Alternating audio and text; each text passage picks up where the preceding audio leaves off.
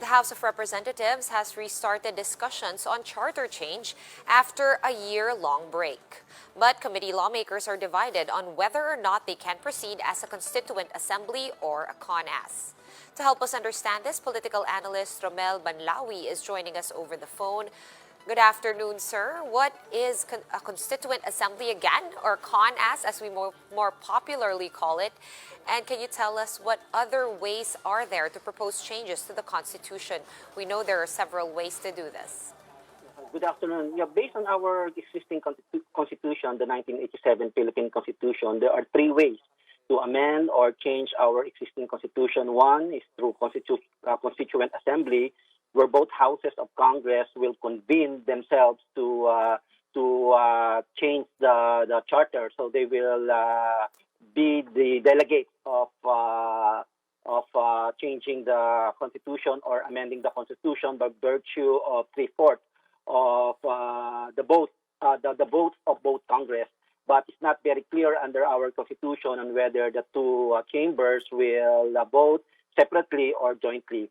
And the second way to amend our constitution is through constitutional convention, where there will be delegates to be elected by the majority of Filipino voters. And the third way to amend our constitution is through people's initiative. So these are the three ways. But all these three measures to change our constitution requires the approval of the majority of Filipino voters, whether to approve or reject the amendments or change in our existing constitution. All right, so can you tell us and our viewers exactly what is being convened over at the lower house right now? Is this going to be a CONAS or just a committee hearing?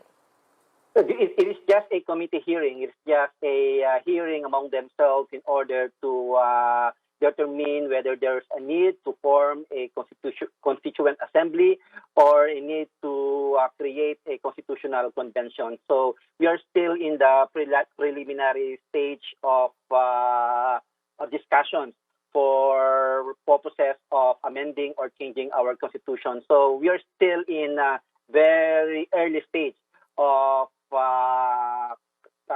charter change.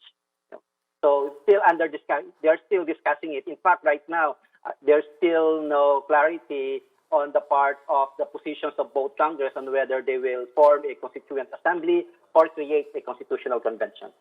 All right, but let's beat them to the chase and look ahead. Are there possibly any loopholes that they can take advantage of within these processes that you just explained to us? Do you see anything? In my opinion, I think they're just discussing this matter because of the inability of our existing structure to really respond effectively to the many challenges of the pandemic. And I think discussions on charter change is diverting our attention away to the crucial issue that we need to face, and that is the addressing the pandemic and making necessary measures for post-pandemic recovery. And in my opinion, I think talking about charter change is premature right now because the timing is not very good, and talking about political matters is not are not very relevant right now. Especially that next year it will be election season, and by 2022 we will elect a new set of public officials. So I just consider it premature to talk about charter change right now. Well, what but about the good thing about what's happening right now is we are discussing about the matter, and it can contribute to the continuing political education of the Filipino people, because I lament the fact that for 3 out of 4 Filipinos do not know about the details of our constitution, except college students who are taking Philippine government and constitution as their subjects. But largely, the majority of the Filipino people do not know the details about our existing constitution, and they do not know the implication of charter change for their daily life.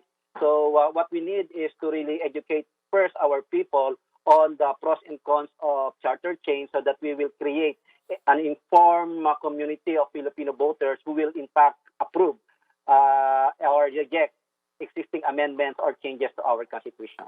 All right. Well, what's on the table right now are just economic changes. They keep calling it an economic charter change. A lot of opinions seem to be floating around that you don't actually need to change the Constitution to allow these changes to happen, and you can actually just get Congress to just legislate them. What are your thoughts on that?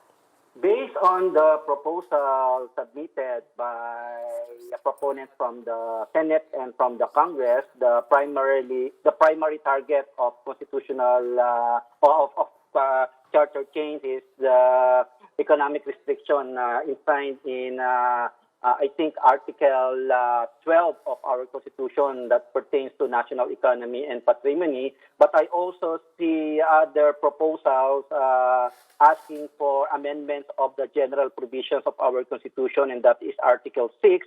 And there are also proposals asking for amendments of Article 4 of our Constitution pertaining to education, science and technology, arts, culture, and sports. But I think beyond that, there are in fact a lot of issues that we need to address in changing our Constitution, particularly one, the lack of clarity of our existing Constitution on anti-political dynasty law.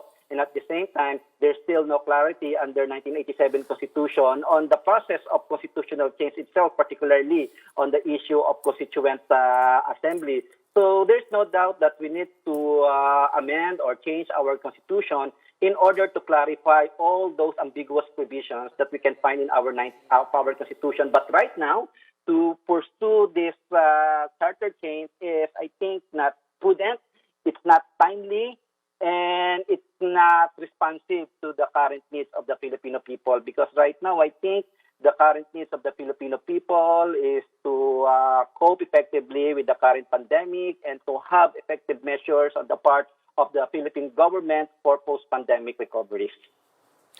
All right, thank you. Appreciate the insight and the time, Mr. Rommel Banlaoi, political analyst.